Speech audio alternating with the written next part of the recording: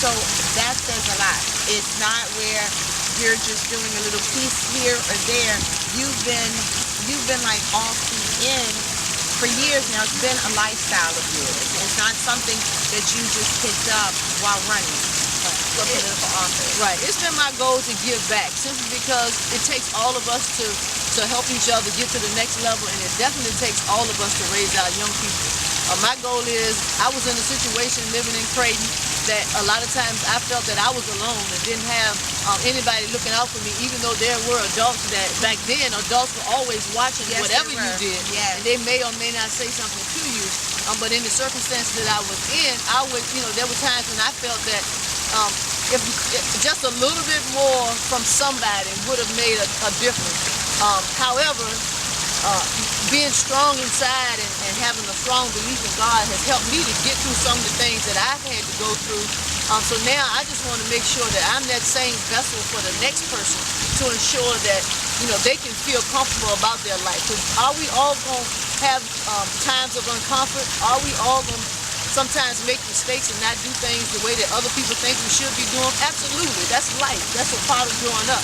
But you have to have something or someone to fall back on that's going to push you positively, but also let you know what it is that you're doing to make sure that you don't make those same mistakes over and over again. That tough love situation. That tough love type of situation. Well, also, one of the things I wanted to talk to you about, it hasn't been a lot in like your forums that you've had, but I just want to wind down also with, what do you have there are a lot of concerns, and of course people are scared when there's a changing, what I call is changing of the guard. And we talk a lot about the residents. We talk a lot about those things and what your plans are, what you plan to implement. But there are also the employee situation that's involved. And I personally have seen you interact with employees when you were in another facility.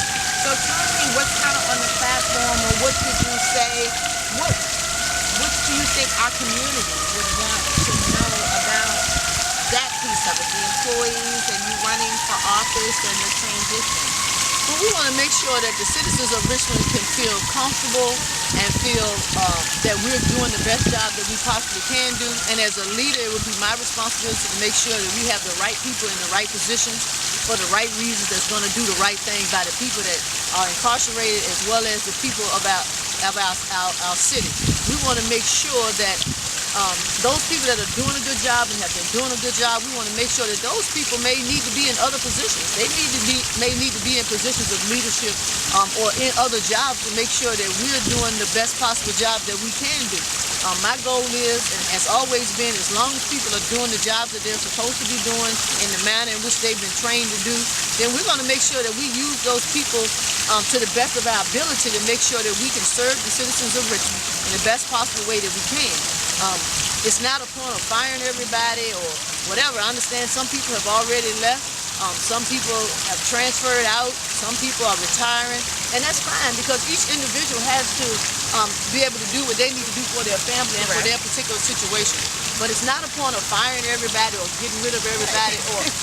And it's not even to say fire them. It's just a matter of individuals that work for the sheriff's office are appointed by the sheriff, and the sheriff has the right to keep those people that we feel that's going to be most productive with the agency. But we want to make sure that we use people to their best ability, whether it's a position of leadership or it's a position of supervision where they'll be supervising the individuals that are incarcerated in our facility.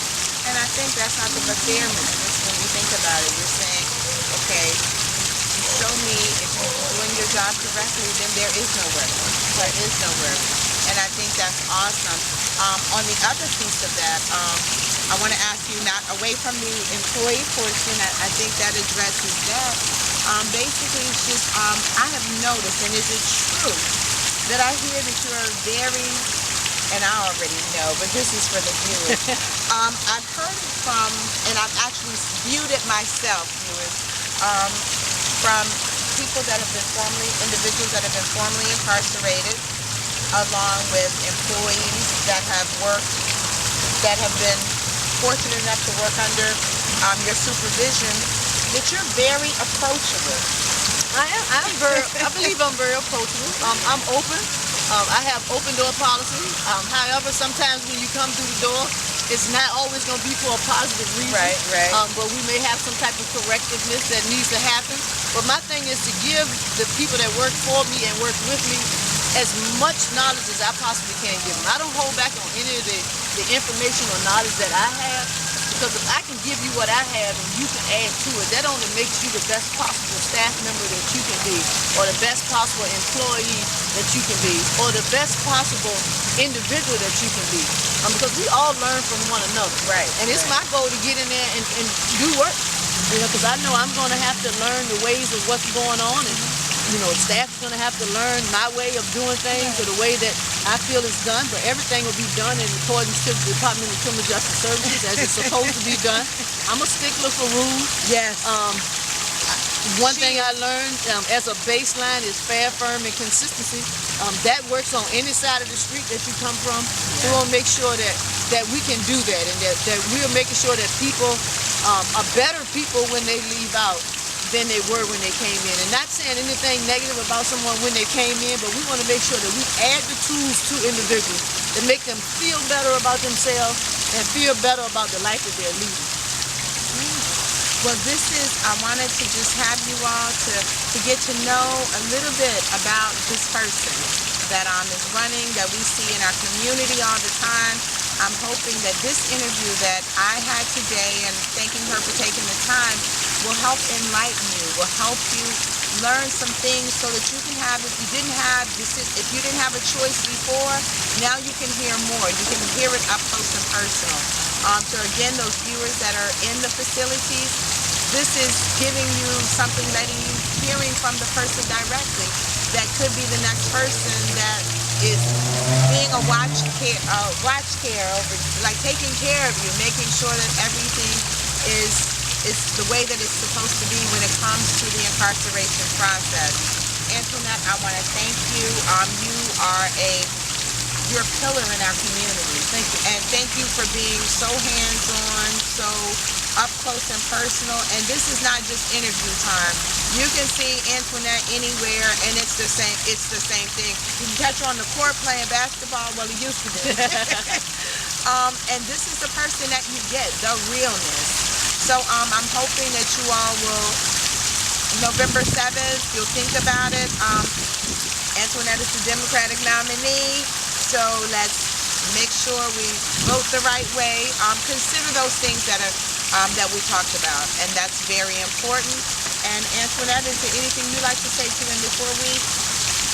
Yes, I would be proud to be your next sheriff here in the city of Richmond. If you're looking for a leader that's authentic, a leader that's true to what is going on in our city and believes in the empowerment of the people of this city, then I am that leader. I am the leader that can make change happen in the city of Richmond and ensure that the changes that we make are positive changes that will affect and impact all of you, the citizens of this particular city. Because this is my city, this is our city, I love this city, and I want to make sure that as your next sheriff, that we're doing the right thing for the right reason, because simply it's the right thing to do. I thank you, and I appreciate your support. Vote Antoinette Irving, Sheriff for the City of Richmond, on November the 7th. Thank you. Antoinette B. Irving for Sheriff, Democrat. Check that vote. See you next week. Thanks for joining us. Thank you.